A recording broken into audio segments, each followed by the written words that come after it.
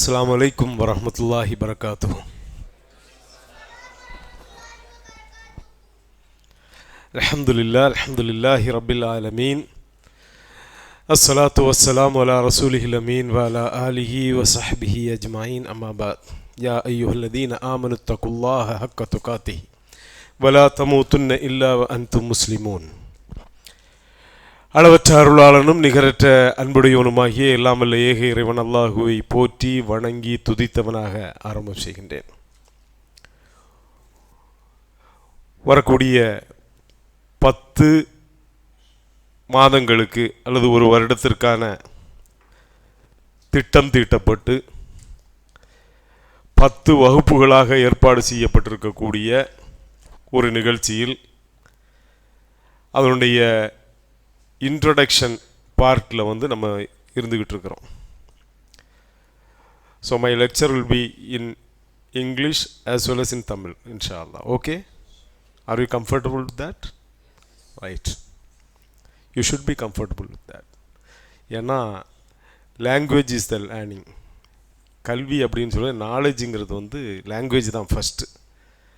அதனால் those who possess the multiple language skills அவங்களுக்கு அடுத்த கட்டத்துக்கு போகிறது ஈஸியாக இருக்கும். சரியா? ஸோ த ஃபஸ்ட் கொஸ்டின், உங்களை யாரெல்லாம் raise your hands those who participated in JOM Youth Con that was conducted on August 25th 2024. யாரெல்லாம் பார்ட்டிசிபேட் பண்ணீங்க சென்னையில் திருச்சியில்? குட், அல்ஹம்துலில்லாஹ். How was the program? You like that? Okay. So 10 வகுப்புகளாக எடுக்கப்பட இருக்கக்கூடிய Islamic history அப்படிங்கிற அந்த வகுப்புடைய இன்ட்ரோ பார்ட்டில் நாம் இருந்துக்கிட்டு இருக்கிறோம்.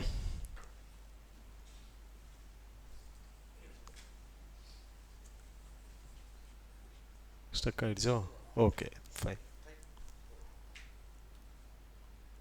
Okay fine.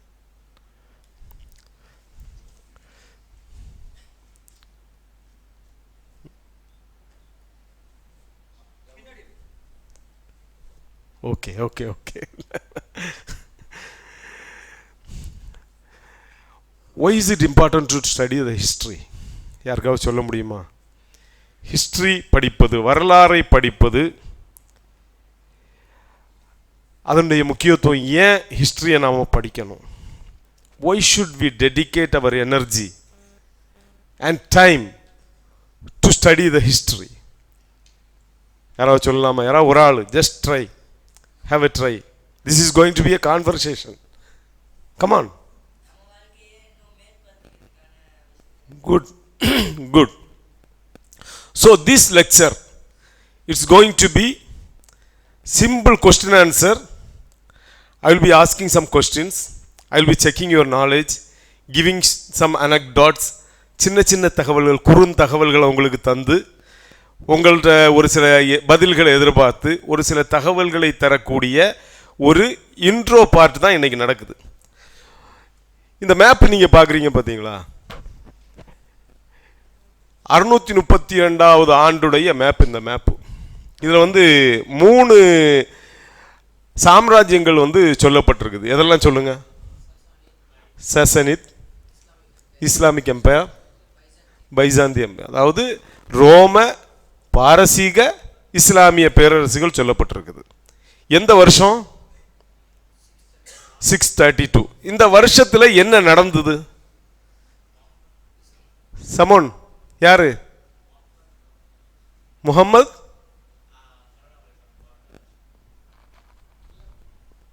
try, good try. You are so close to the correct answer.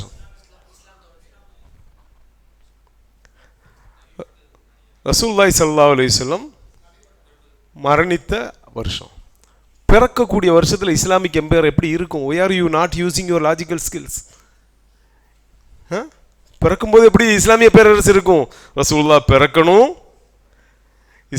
நபி ஆகணும், மதீனாவுக்கு ஹிஜ்ரத்து போகணும், ஹிஜ்ரத்துக்கு போனதுக்கு அப்புறம் இஸ்லாமிய சாம்ராஜ்யம் உருவாகணும், அதுக்கு பிறகுதான் என்னாச்சு? ஒரு இஸ்லாமிய பேரரசு உருவாச்சு. நீங்கள் பார்த்தீங்கன்னா ரசூலுல்லாஹி ஸல்லல்லாஹு அலைஹி வஸல்லம் மரணிக்கக்கூடிய நேரத்திலே இஸ்லாமிய பேரரசு எவ்வளோ பெருசாக இருக்குது பார்த்தீங்களா? அவ்வளோ ஒரு பெரிய ஒரு சாம்ராஜ்யமாக விட்டுக்கிட்டு போகிறாங்க ரசூலுல்லாஹ். ஓகே, அங்கே இருந்தால் நம்ம என்ன செய்கிறோம்? நம்முடைய வரலாற்றை ஸ்டார்ட் பண்ணுறோம். ஆனால் நம்ம உண்மையான வரலாறு எங்கேருந்து தொடங்க போகிறோம்? ரசூலுல்லாஹ்வுக்கு பின்னால் வந்த கலீஃபாக்களுக்கும் பின்னால் உள்ள உமையாக்களுடைய வரலாறுலேருந்து தான் தொடங்குகிறோம். இப்போ உங்கள்கிட்ட ஒரு சின்ன ஒரு கேள்வி நான் கேட்குறேன், பார்த்துக்குங்க. அசாசின்ஸ் அப்படின்னு ஒரு வார்த்தை கேள்விப்பட்டிருக்கீங்களா? அதுக்கு என்ன பொருள்? படுகொலை. அசாசினேஷன் யாரை பண்ணுவாங்க? Excellent, Suman said it. யார் சொன்னா? பெரிய பெரிய ஆட்களை. அசாசினேஷன் சொல்றது political leaders, the prime ministers, the presidents of the country, ஒரு ரொம்ப பெரிய பொலிட்டிக்கல் லீடர்ஸ், பெரிய கம்பெனியுடைய CEOs, those who are in the highest position, அவங்கள தான் என்ன செய்வாங்க? அசாசினேஷன் பண்ணுவாங்க. From where the word assassins derived from? எதில் இருந்து அந்த அசாசின் அப்படிங்கிற அந்த வார்த்தை வந்துன்னு யாராவது ஒரு ஆளுக்கு சொல்ல வாய்ப்பு இருக்குமா? யாருக்காவது தெரியும்னா you can raise your hand. அது குழந்தைகளாக இருக்கலாம், மாணவர்களாக இருக்கலாம், அல்லது பெரியவங்களாக கூட இருக்கலாம். அசாசின் அப்படின்னு சொல்லக்கூடிய வார்த்தை எங்கிருந்து வந்தது? அதனுடைய பெயர் காரணம் என்ன?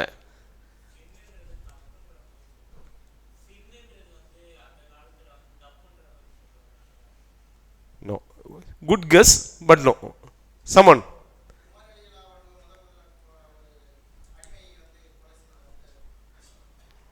அது கொலை தான், ஆனால் அதுலேருந்து வந்ததில்லை இந்த வார்த்தை. இது வந்து லேட்டர் பார்ட், அதாவது இஸ்லாமிக் ஹிஸ்டரியுடைய லேட்டர் பார்ட்டில்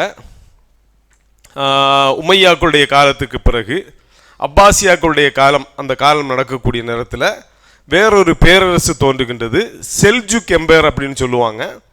அந்த காலகட்டத்தில் ஒரு ஷியாக்களுடைய ஒரு பிரிவு இருந்தது. அந்த பிரிவினர்கள் வந்து இஸ்மாயிலி ஷியாக்கள் அழைக்கப்பட்டாங்க. இஸ்மாயிலிகளிலும் நிசாரி இஸ்மாயிலி ஷியாக்கள் என்று அழைக்கப்பட்ட ஒரு கூட்டம் இருந்தாங்க.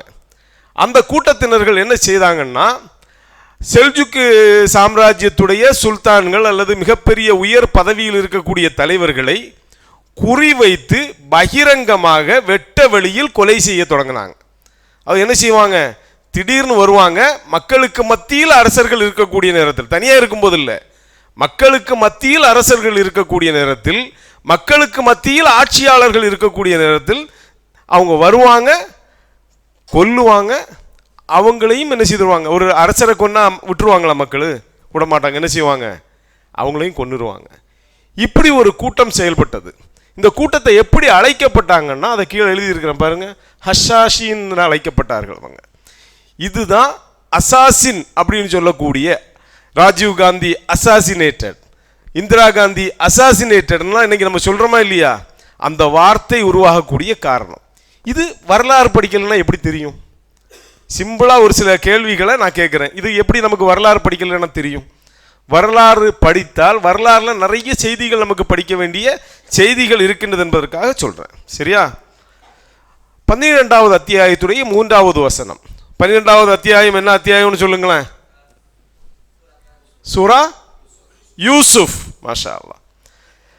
3வது அத்தியாயத்தில் அல்லாஹ் சொல்றான், நஹ்னு நக்ஸு அலைக அஹ்ஸனல் கஸஸி பிமா அவ்ஹைனா இலைக ஹாதல் குர்ஆன். நபியே, நாம் இந்த வஹி மூலம் மீது இந்த குர்ஆனை அருள் செய்து கொண்டு மிக அழகான வரலாற்றை உமக்கு நாம் கூறுகின்றோம். அல்லாஹ் என்ன செய்யறான்? வரலாற்றை உங்களுக்கு கற்றுத்தருகின்றோம்னு சொல்லி யூசுப் நபியுடைய வரலாற்றை நமக்கு கற்றுத்தரான். அழகான வரலாறுன்னு சொல்றான். யூசுப் நபியுடைய வரலாறு அல்லாஹ் நமக்கு கற்றுத்தரான். வேற எந்த நபியுடைய வரலாற்றையும் சொல்லாத அளவுக்கு அழகிய முறையில் திருக்குர்ஆன்ல நீங்க என்ன பார்க்கலாம்? ஒரு நபியுடைய வரலாறு முழுவதுமாக ஒரு அத்தியாயத்தில் நம்மால பார்க்க முடியும். அழகான முறையில் அல்லாஹ் சொல்லித்தரான். லக்கத் கான ஃபீ கஸஸிஹிம் இப்ரத்தல் லிஉலில் அல்பாப். அவர்களின் வரலாறுகளில் அறிவுடையவர்களுக்கு நல்ல படிப்பினை இருக்கின்றது அப்படின்னு அல்லாஹ் சொல்றான். அவர்களுடைய வரலாற்றில் அறிவுடையவர்களுக்கு நல்ல படிப்பினை இருக்கின்றது. வரலாற்றில் என்ன இருக்குது? என்ன இருக்குது? History offers what? லெசன்ஸ். ஹிஸ்டரியிலிருந்து நமக்கு என்ன இருக்குது? நல்ல படிப்பினைகள் இருக்கின்றது. அந்த படிப்பினை நமக்கு என்ன பிரயோஜனத்தை ஏற்படுத்தும்? நிறைய பாயிண்ட்ஸ் அதில் நான் போட்டிருக்கிறேன். You can try to read that. என்ன ஏற்படுத்தும்? To avoid past mistakes. கடந்த காலத்தில் நமக்கு ஏற்பட்ட தவறுகளை நமக்கு தவிர்க்க வேண்டும் என்று சொன்னால் என்ன வேணும்? வரலாறுகளை பற்றியுள்ள ஞானம் வேணும். ஒவ்வொரு சமூகங்களுக்கும் எதில் அவர்கள் தவறிழைத்திருக்கிறார்கள், எதன் காரணமாக அவர்கள் பேக்வேர்டாக மாறினார்கள், அல்லது அவர்களுக்கு ஏன் பின்னடைவு ஏற்பட்டது, இதெல்லாம் நமக்கு விளங்க வேண்டும் என்று சொன்னால் நாம் என்ன செய்யணும்? ஹிஸ்டரியை படிக்கணும். ஆனால் நாம் என்ன செய்யறதில்லை? ஹிஸ்டரி படிக்கிறதில்லை. ஒரு காரணம் என்னது? To avoid past mistakes. ரெண்டாவது என்ன? To learn from the successes. என்னது? வெற்றிகளிலிருந்து பாடம் பயில முடியும். படிக்க முடியுமா இல்லையா? சாரெல்லாம் கிளாஸ் எடுக்கும்போது சொன்னாங்க, என்ன சொன்னாங்க? தோல்விதான் வெற்றியுடைய படிக்கட்டுன்னு சொன்னாங்க. தோல்வியிலிருந்து நமக்கு பாடம் படிக்க முடியும், நம்முடைய தவறுகளிலிருந்து பாடம் படிக்க முடியும், வெற்றியிலிருந்து நம்மளால் பாடம் படிக்க முடியும். வெற்றியை என்ன செய்யணும்? தவறுகளை சீர்திருத்தம் செய்யணும். வெற்றி என்ன செய்யணும்? ரெப்ளிகேட் செய்யணும். திரும்ப அந்த வெற்றியுடைய பாதையில் திரும்ப போகிறது எப்படி அப்படிங்கிறத நாம் பார்க்கணும். மூணாவது, understanding the cause and effect. அப்படின்னா எதனால் இது ஏற்பட்டது? வரலாற்றில் நமக்கு பாடம் இருக்குது. அந்த பாடம் எப்படி இருக்கும்? இதை செய்தால் இது ஏற்படும், இது நிகழும், இப்படி நாம் நடந்தால் இது ஏற்படும். அல்லாஹ் குர்ஆனில் பல உதாரணங்கள் நமக்கு சொல்லித்தரானா இல்லையா? அல்லாஹுவை மறுக்கக்கூடிய சமூகங்களுடைய வரலாறு சொல்லித்தரானா இல்லையா? ஆது கோத்திரம், சமூது கோத்திரம், எத்தனை கோத்திரங்களுடைய வரலாறு அல்லாஹ் சொல்லி. நூஹ் நபியுடைய சமூகம், எத்தனை கோத்திரங்கள். அல்லாஹுவிற்கு இணை வைத்தால் என்ன நடக்கும்? அழிவு ஏற்படும். அல்லாஹ் என்ன செய்வான்? அவனுடைய கோபத்திற்கு பாத்திரமாகும். நாம் அல்லாஹுவிற்கு இணை வைத்தால், அவனுடைய ஏகத்துவத்தில் அவனுக்கு இணை ஏற்படுத்தினால், வானங்களையும் பூமியையும் அல்லாஹு படைத்திருக்க அவனுக்கு நாம் இணை ஏற்படுத்தினால் அல்லாஹுடைய கோபத்திற்கு ஆளாவும், அவன் பூமியை அழிச்சிருவான், மனிதர்களை அழித்து விடுவான். நம்ம பார்க்கிறோம். வரம்பு மீறல்கள் மக்கள் ஈடுபட்டால் அழிவு ஏற்படும். நமக்கு பல காஸ் அண்ட் எஃபெக்ட்ஸ் உடைய வரலாறுகள் நமக்கு முன்னாலே இருக்குது, நிறைய இருக்குது. மனிதர்கள் தங்களுடைய கைகளால் ஏற்படுத்திய தீங்குகள். அன்னைக்கு உலகமே பேசக்கூடிய ஒன்று இருக்குது, என்விரான்மெண்டல் இஷ்யூஸ் இருக்குதா இல்லையா? மனிதர்கள் ஏற்படுத்தக்கூடிய பிரச்சனை தானா இல்லையா? நாம் ஏற்படுத்தக்கூடிய பொல்யூஷன், நாம் ஏற்படுத்தக்கூடிய பல காரணங்கள்னால இன்னைக்கு நாம் சுற்றுப்புற சூழலில் பெரிய சவாலை சந்தித்து கொண்டிருக்கிறோம். மாரல் அண்ட் எத்திக்கல் கைடன்ஸ், அது நமக்கு ஒழுக்கம் சார்ந்த வழிகாட்டுதலை எங்கேருந்து நமக்கு படிக்க முடியும்? வரலாற்றிலிருந்து நம்மால் படிக்க முடியும். அல்லாஹ் இன்னும் சொல்றான் பாருங்க, குல் சீரு ஃபில் அர்லி ஃபந்துரு கைஃப கான ஆகிபத்துல் முஜ்ரிமீன். பூமியில் நீங்கள் பயணம் செய்யுங்கள், பயணம் செய்து குற்றவாளிகளுடைய முடிவு என்னவாயிற்று என்று நீங்கள் பாருங்கள் என்று நபி அவர்களும் நீர் கூறுவீராக அப்படின்னு அல்லாஹ் சொல்றான். பூமியில் நீங்கள் என்ன செய்யுங்க? பயணம் செய்யுங்கள், பயணம் செய்து குற்றவாளிகளுடைய முடிவு என்னவாயிற்று என்று நீங்கள் பாருங்கள். அப்போ வரலாற்றை படிக்க அல்லாஹ் ரப்பல் ஆலமீன் நமக்கு சொல்றான். பூமியில் பயணம் செய்தால் தெரியுமா? ஆது கோத்திரம் இருந்த இடத்துக்கு நம்ம போகிறோம்னு வச்சுக்கலுங்க, என்ன தெரியும் உங்களுக்கு? வரலாற்றை படிக்கலைன்னா அவங்கள பற்றி நமக்கு புரிய முடியுமா? இப்போ எங்கள் பகுதிக்கு வரீங்க, உங்கள் ஊரில் சுனாமி பாதிச்சுதா? எங்கள் ஊரில் 700-800 பேர் இறந்தாங்க. அந்த ஊருக்கு வந்தால் யாருக்காவது தெரியுமா சுனாமி பாதித்த இடம்னு? தெரியாது. யாராவது சொல்லித்தரணும், வரலாறு நமக்கு தெரியணும். ஒவ்வொன்றுக்கும் வரலாறை படித்தா தான் நமக்கு என்ன செய்ய முடியும்? முடிவுகளை நம்மால் அறிந்து கொள்ள முடியும். அதனால் history, studying history is very important, ரொம்ப முக்கியம். ஹிஸ்டரி போரிங் அப்படின்னு சொல்லக்கூடியவங்க கொஞ்சம் கை வச்சுங்களேன். நீங்கள் இருக்கீங்களா? உள்ளேன் ஐயா, தைரியமாக வச்சுங்க, ஒன்றும் சொல்ல போகிறதில்ல. I am not going to scold you, I am not going to two anything. You can just raise your hands and tell me that history is a boring topic. No one is going to scold you. Who amongst you considers history as most entertaining topic? Come on. So others? Bit of both? Ah மறமாட்டே.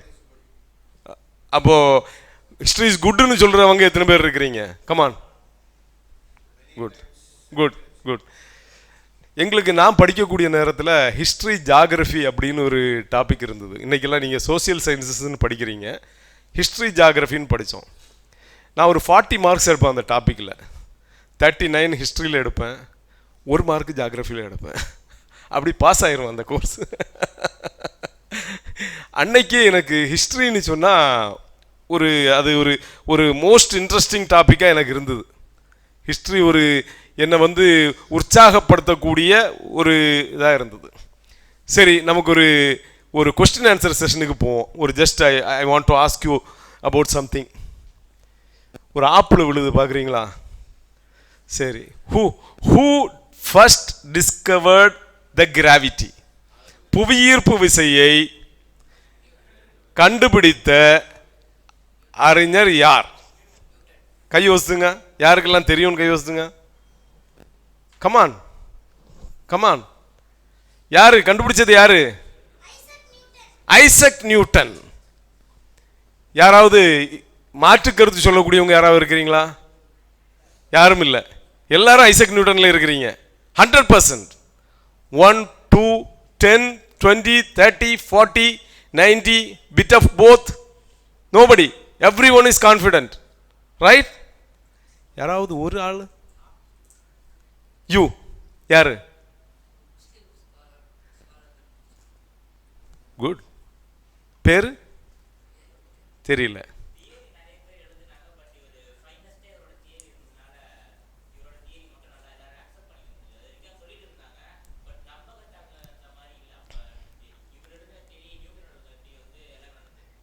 He used mathematical equations to prove his point. Right.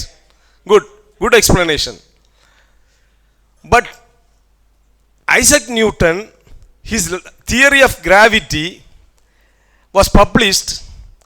அவருடைய அந்த புத்தகத்துடைய பேர் என்னன்னு கேட்டிங்கன்னா Philosophiae Naturalis Principia Mathematica, mathematical principle of natural philosophy அப்படிங்கிற தன்னுடைய புத்தகத்தில் 1687 theory of கிராவிட்டிங்கிற தன்னுடைய அந்த கண்டுபிடிப்பை சொல்கிறார். ஒரு ஆப்பிள் கீழே விழுந்தா பூமியை நோக்கி வர்றது எதனாலங்கிறத அவர் ஒரு உதாரணத்தோடு அவர் எடுத்துக்காட்டுகளோட சொல்கிறார்.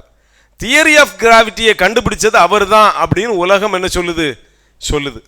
அதே நேரத்தில் 11th செஞ்சுரியில் 11வது நூற்றாண்டு, இவர் எத்தனாவது century? 17th century. So 600 years before him, 600 வருடங்களுக்கு முன்னால் அப்பாசிய கிலாஃபத்தில், நம்முடைய சப்ஜெக்டில் உள்ள ஒரு நாடு, ஒரு சாம்ராஜ்யம், அப்பாசிய கிலாஃபத்துடைய காலகட்டத்தில் வாழ்ந்த ஒரு அறிஞர். he was பாலிமேத் அப்படின்னு சொல்லுவாங்க. பல்கலைகளில் உள்ள ஒரு ஆற்றல் நிறைந்த ஒருவராக இருந்த அல் பிரூனி தியரி ஆஃப் கிராவிட்டியை பற்றி தன்னுடைய புத்தகத்தில் எழுதி வச்சிருக்கிறார். தியரி ஆஃப் கிராவிட்டி இருக்கா இல்லையா? புவியீர்ப்பு விசை இருக்குதா இல்லையா? இது சம்பந்தமாக என்ன கண்டுபிடிப்பை நியூட்டன் கண்டுபிடித்தாரோ அதை தன்னுடைய புத்தகத்தில் அவர் பதிவு செய்திருக்கிறார். ஸோ அந்த ஹிஸ்டரி எங்கே போச்சு? அப்போ யாரு father of the law of gravity? 600 வருடம், 1 வருடம் 2 வருடம் இல்லை, 10 வருடம் 20 வருடம் இல்லை, உலகத்துக்கு தெரியாத ஒரு உண்மையை 600 வருடங்களுக்கு முன்னால் அப்பாசிய கிலாஃபத்தில் வாழ்ந்த ஒரு அறிஞர், அல் பிரூனி என்று அழைக்கப்படக்கூடிய அறிஞர். he was a polymath, பல துறை வல்லுநராக இருந்தார். அவர் என்ன செய்யறாரு? எழுதி வச்சிருக்கிறாருன்னு சொன்னா உங்களை ஆச்சரியப்படுத்துதா இல்லையா? ஆச்சரியப்படுத்துதா இல்லையா? ஆனா அந்த தம்பி சொன்னாங்களே, கரெக்டா சொன்னீங்க. அவர் நியூட்டன் என்ன பண்ணாரு? நியூட்டன் அதை தியரியாக மட்டும் இல்லாமல் அதை ஒரு சில மேத்தமெட்டிக்கல் இக்குவேஷன்ஸையும் பயன்படுத்தி அதை நிலைநாட்டினார். பட் இன் தியரி யாரு தான் அதை முதல்ல கண்டுபிடிச்சா? பிரூனிக்கு முன்னாலே யாரும் அதை சொல்லலை. அல் பிரூனி தான் என்ன செய்தாரு? கண்டுபிடிச்சாரு. ஆனால் இன்னைக்கு அது மறைக்கப்பட்டிருக்குது, வரலாறு மறைக்கப்பட்டிருக்குது. இவ்வளவு பேர் இருக்கிறதுல ஒரு தம்பி மட்டும்தான் என்ன சொன்னார்? ஒரு முஸ்லீம் அறிஞர் அப்படின்னு சொன்னார், அவர் கண்டுபிடிச்சாரு அப்படின்னு சொன்னார். அப்போ அந்த வரலாறை நாம் என்ன செய்யணும்? படித்தா தான் இதை நமக்கு வந்து கண்டுபிடிக்க முடியும். So I will go to my next question. இன்னைக்குள்ள கிளாஸ் ஏகதேசம் இப்படி தான் நம்ம கொண்டு வர போகிறோம். சரியா? அல்கரிதம் எல்லாம் உங்கள் டாபிக்னு நினைக்கிறேன். அல்கரிதம் அப்படிங்கிற அந்த அல்கரிதத்தை கண்டுபிடித்தது யாரு சொல்லுங்களேன்? பாரசீக நாட்டில் உள்ள ஒருவர், அல்கோரிஸ்மி. கமான். மூசா அல் குவாரிஸ்மி. குட். வேற யாராவது? Any more guesses? அப்படின்னா என்னன்னு தெரியுமா? அல்கரிதம் அப்படின்னா என்னன்னு தெரியுமா? இன்னைக்கு குட். ஒரு டாஸ்கை வந்து பிளான் பண்றது. உதாரணமா ஒரு பில்டிங் கட்ட போறோம்னு சொன்னா முதல்ல என்ன வேணும்? லேண்டு வேணும். லேண்டுக்கு பிறகு செங்கல் வேணும். செங்கல்ல தண்ணியில் போட்டு அது சுட்டக்கெல்லாம் மாற்றணும். அதுக்கு பிறகு சிமெண்ட் கொண்டு வரணும், மண்ணு கொண்டு வரணும், அதை குழைக்கணும், அதை வச்சு கெட்டணும். இப்படி அந்த டாஸ்க் முடிகிற வரையான செட் ஆஃப் ப்ராசஸை தான் அல்கரிதம் அப்படின்னு சிம்பிளா சொல்லலாம். அதுக்கு டெக்னிக்கல் லாங்குவேஜில் நிறைய explanation. Maybe Siddique sir will give a better explanation than what I am giving to you. But அது அவ்வளோதான். அப்படிதானே சித்திக் சார்? அவ்வளோதான் அல்கரிதம்னு சொல்றது. இந்த அல்கரிதம் இல்லைன்னு சொன்னா இன்னைக்கு ஏதாவது ஒரு நீங்க பார்க்கக்கூடிய ஏதாவது சாதனைகள் இன்னைக்கு நடக்குமா?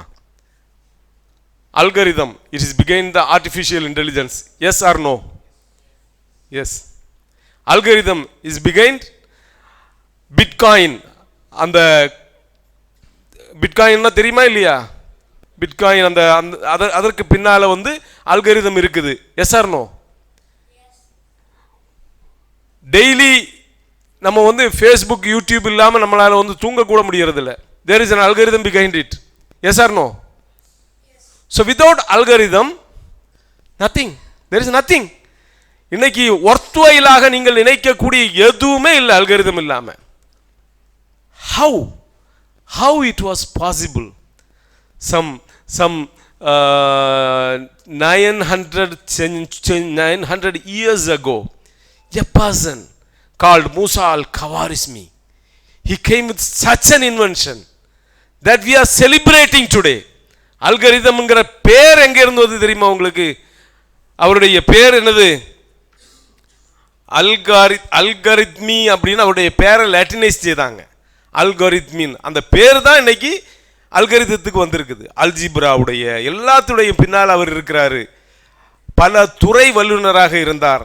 மூசா அல் கவாரிஸ்மி கண்டுபிடிச்சதை இன்னைக்கு அடுத்த கட்டத்துக்கு கொண்டு போய் தான் பிட்காயினை பார்க்குறோம், ஃபேஸ்புக்கை பார்க்குறோம், யூடியூப்பை பார்க்குறோம், கம்ப்யூட்டர்ஸை பார்க்குறோம். Whatever we think worthwhile, that was the brain behind that. Who? Musa al Khwarizmi, a scholar of Abbasid era, Abbasid காலிஃபேட்டுடைய காலகட்டத்தில் வாழ்ந்த ஒரு அறிஞர். ஹிஸ்டரி எப்படி போரிங்காக இருக்கா? எப்படி சூப்பராக இருக்குது. அல்ஹம்துலில்லாஹ். ஹிஸ்ட்ரி இருக்குது இல்லையா? ஹிஸ்ட்ரிக்கு ஒரு சில பண்புகள் இருக்குது. ஹிஸ்ட்ரியை நம்ம எப்படி வேண்டுமென்றாலும் நம்ம பார்க்கலாம். எந்த கண்ணால் நாம் பார்க்கிறோமோ அது மாதிரி அந்த ஹிஸ்ட்ரியை நம்மளால் வழங்க முடியும். ஹிஸ்ட்ரியை போரிங்காக கூட நமக்கு பார்க்க முடியும். இன்றைக்கி நான் அப்படி வந்து உட்கார்ந்துக்கிட்டு உங்களுக்கு முன்னால் 1900 தொடங்கி ஒரு பெரிய மேப்பெல்லாம் விரித்து உட்கார்ந்துக்கிட்டு சொன்னால், இப்போ ஏற்கனவே ஒரு 4-5 கிளாஸ் கேட்ட அப்படி ஒரு நல்ல அப்படி என்ன சொல்கிறது, நல்ல மேரினேட் பண்ணி வச்ச சிக்கன் மாதிரி ஒரு லெவலில் இருக்கிறீங்க. நான் அப்படி தொடங்கினேன்னா அப்படி ஆழ்ந்த தூக்கத்துக்கு போகிறதுக்கு அவ்வளோ ஈஸியாக இருக்கும். ஹிஸ்ட்ரி அப்படியும் நமக்கு என்ன செய்யலாம், சொல்லலாம். ஹிஸ்டரியில் இருந்து நமக்கு என்ன தேவைங்கிற கண்ணோட்டத்தில் நாம் பார்த்தோன்னு சொன்னால், ஹிஸ்ட்ரியில் நம்ம ஒரு பெரிய ஒரு பாடத்தையும் நம்மால் படிக்க முடியும். How many minutes remaining for me? 8 minutes. Too less. So I will go a little faster.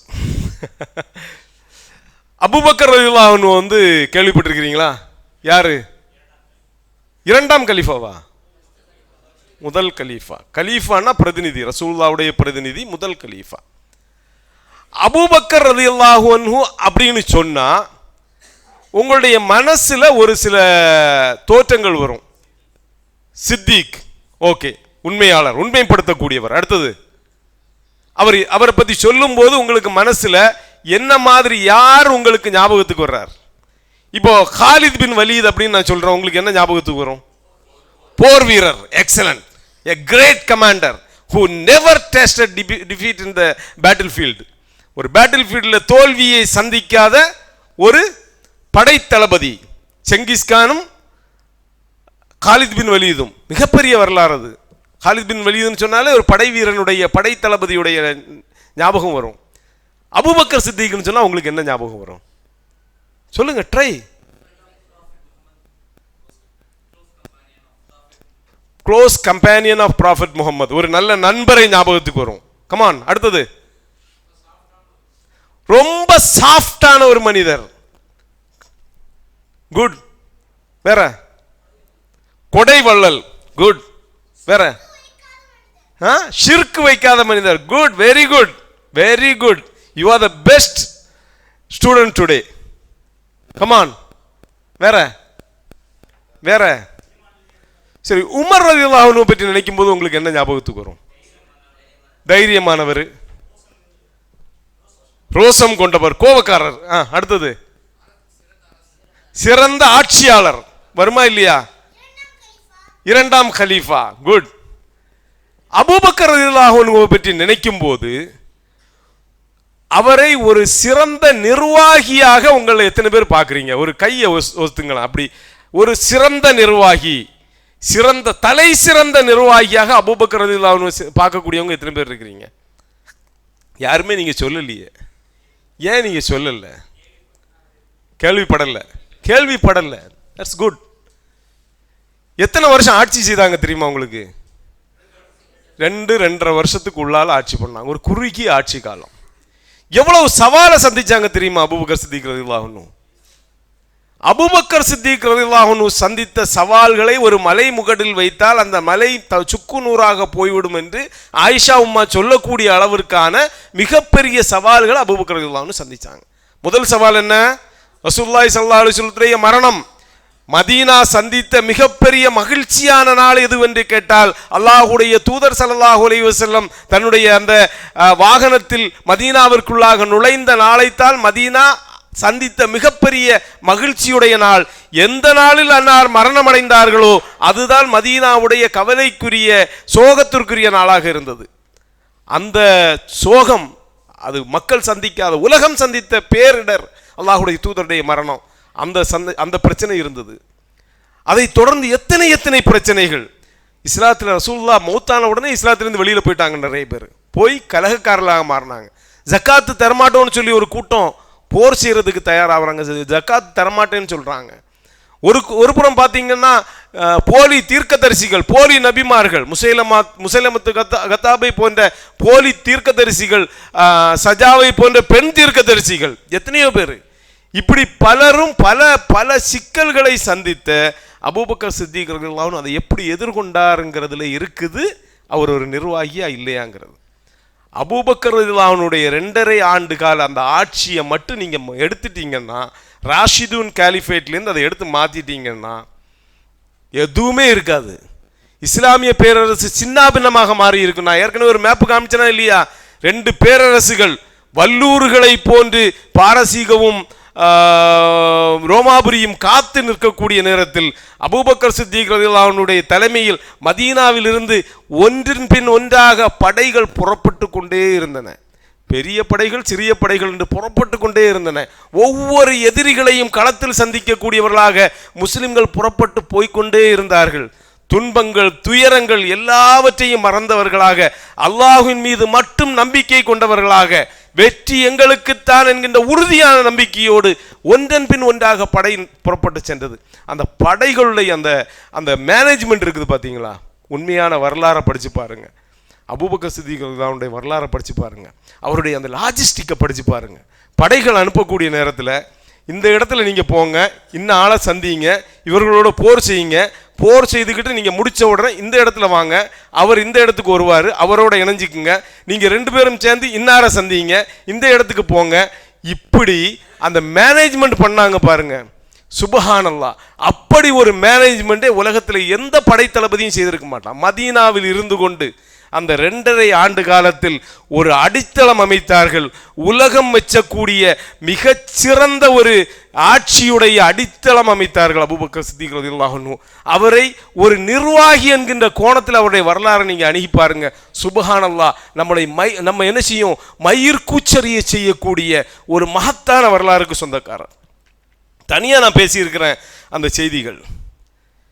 இப்போ நம்ம எங்கே வரக்கூடிய வாரங்களில், நம்ம மாதங்களில் என்ன பார்க்க போகிறோம், அடுத்தடுத்து வரக்கூடிய வகுப்புகளை நம்ம என்ன பார்க்க போகிறோம்னா, அபூபக்கர் ரலியல்லாஹு அன்ஹு, உமர் ரலியல்லாஹு அன்ஹு, உஸ்மான் ரலியல்லாஹு அன்ஹு, அதுக்கு பிறகு யார் வந்தாங்க, அலி ரலியல்லாஹு அன்ஹு, அதுக்கு பிறகு ஹசன் ரலியல்லாஹு அன்ஹு வந்தாங்க. இந்த ஆட்சியெல்லாம் சேர்த்து நம்ம என்ன சொல்கிறோம், ராஷிதூன் கேலிஃபேட் அப்படின்னு சொல்லுவோம். குலஃபாய ராஷிதுகளுடைய ஆட்சின்னு சொல்லுவோம். குலஃபாக்களுடைய ஆட்சிக்கு பின்னர் யார் வந்தா, ஸ்டூடெண்ட்ஸ் சொல்லுங்க. இஸ்லாமிக் எம்பையரில் ஒரு சில எம்பையர்களுடைய பெயர் சொல்லுங்களேன். ராஷிதூன் கேலிஃபேட்ல நான் தொடங்குறேன். குலஃபாய ராஷிதுகளுடைய ஆட்சி. அடுத்தது உமையாக்கள், உமையா சாம்ராஜ்யம்.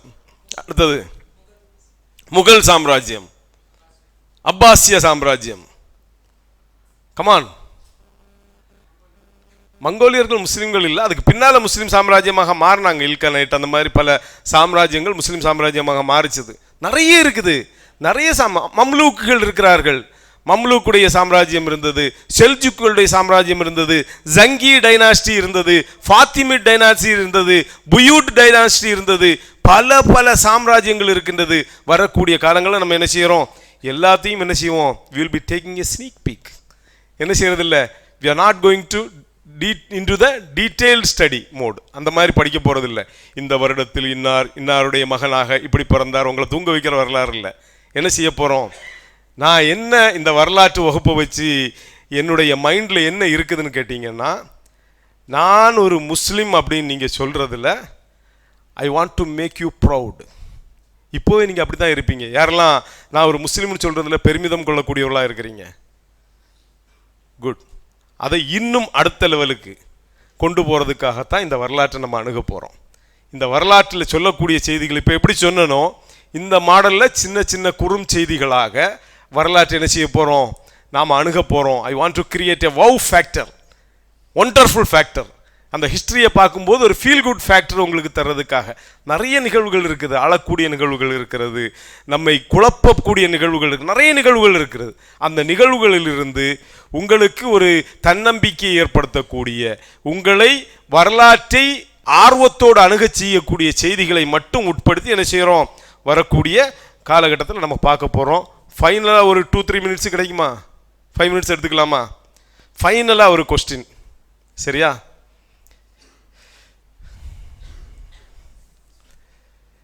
என்னது பேப்பர்? பேப்பர்னா என்ன, காகிதம். காகிதத்துடைய வரலாறு உங்களுக்கு எத்தனை பேருக்கு தெரியும்? யார் காகிதத்தை கண்டுபிடிச்சாங்க? சைனீஸ். எப்ப கண்டுபிடிச்சாங்க?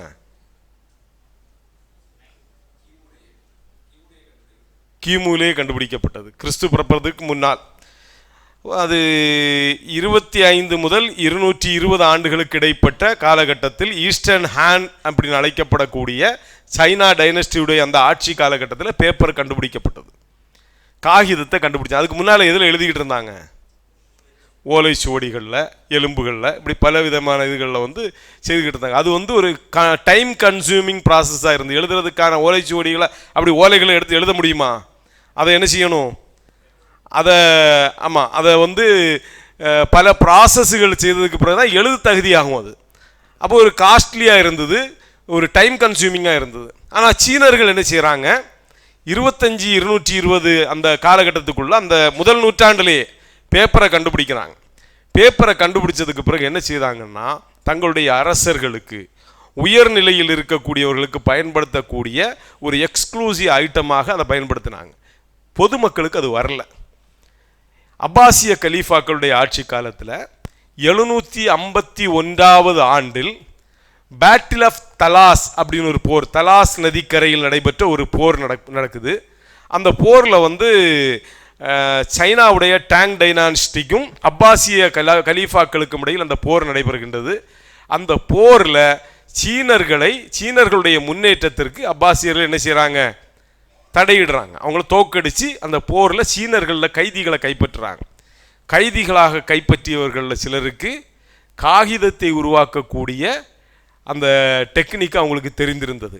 அதை தெரிந்து கொண்ட அப்பாசியர்கள் என்ன செய்தாங்க, காகிதத்தை நீ எனக்கு கற்றுத்தா உனக்கு நாங்கள் என்ன செய்கிறோம், சுதந்திரம் தருகிறோம் அப்படின்னு சொல்கிறாங்க.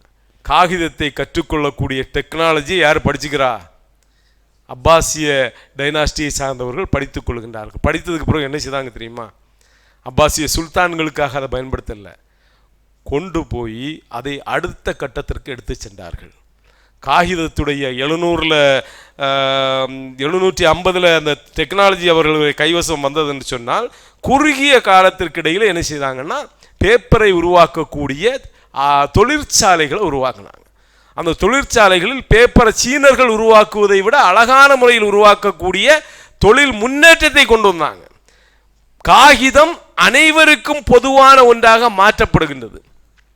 அப்பாசிய காலகட்டத்தில் இஸ்லாமிக் கோல்டன் பீரியட்னு சொல்லக்கூடிய கல்வியிலும் அனைத்து துறைகளிலும் இஸ்லாம் வளர்ந்து நின்ற ஒரு காலகட்டம் ஏற்பட்டது என்று சொன்னால் அதுக்கு ஒரு சிங்கிள் ரீசன் நீங்கள் கேட்டீங்கன்னு சொன்னால் அதை பேப்பர்னு சொல்லலாம்.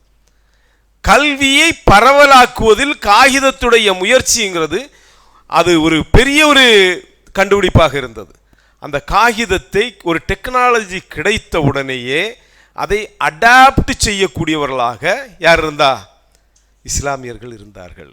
டெக்னாலஜியை கண்டோன்னு என்ன செய்யலை, ஓடுறவங்களா இருக்கல. அதனால தான் நான் சோசியல் மீடியாவை பற்றி கிளாஸ் எடுக்கும்போது என்ன சொல்லுவேன், ஃபேஸ்புக்காக இருக்கட்டும், யூடியூபாக இருக்கட்டும், இன்ஸ்டாகிராமாக இருக்கட்டும், அவற்றிலிருந்து உங்களை துரத்துபவனாக நான் வரவில்லை, அதை எவ்வாறு பயன்படுத்த வேண்டும் என்று சொல்வதற்கு தான் நான் வகுப்பெடுக்கிறேன்னு சொல்லுவேன். டெக்னாலஜியை கண்டு ஓடக்கூடியவர்கள் எல்லாம் முஸ்லீம்கள். இன்னைக்கு அப்படி தான் இருக்குது. மொபைலா நீ தொடாத, சோசியல் மீடியாவா நீ போகாத, அது இல்லை. என்ன செய்யணும், எவ்வாறு பயன்படுத்த வேண்டும் என்பதை நாம் படிக்கணுமே தவிர அதை அடுத்த கட்டத்திற்கு கொண்டு போவது எப்படின்னு நாம் பார்க்கணுமே தவிர என்ன செய்யக்கூடாது, டெக்னாலஜியை துரத்தக்கூடாது. பேப்பரில் நமக்கு சரியான ஒரு உதாரணம் இருக்குது. அதுக்கு கூட இன்னொரு உதாரணத்தை நமக்கு சொல்ல முடியும். பிரிண்டிங் ப்ரெஸ்ஸுடைய உதாரணத்தை சொல்ல முடியும். அது இன்னைக்கு சொன்னால் நேரமாயிரும். அதில் என்ன இருக்குது, பிரிண்டிங் ப்ரெஸ்ஸை இஸ்லாமிய சமூகம் அடாப்ட் செய்வதற்கு தாமதமான காரணத்தினால் உஸ்மானிய கலீஃபாக்களுடைய அந்த சாம்ராஜ்யம், உஸ்மானிய சாம்ராஜ்யம் மிகப்பெரிய தோல்வியை சந்தித்த வரலாறை நம்மளால் எடுத்து சொல்ல முடியும். இப்போதைக்கு என்ன செய்வோம், இங்கே நிப்பாட்டுவோம்.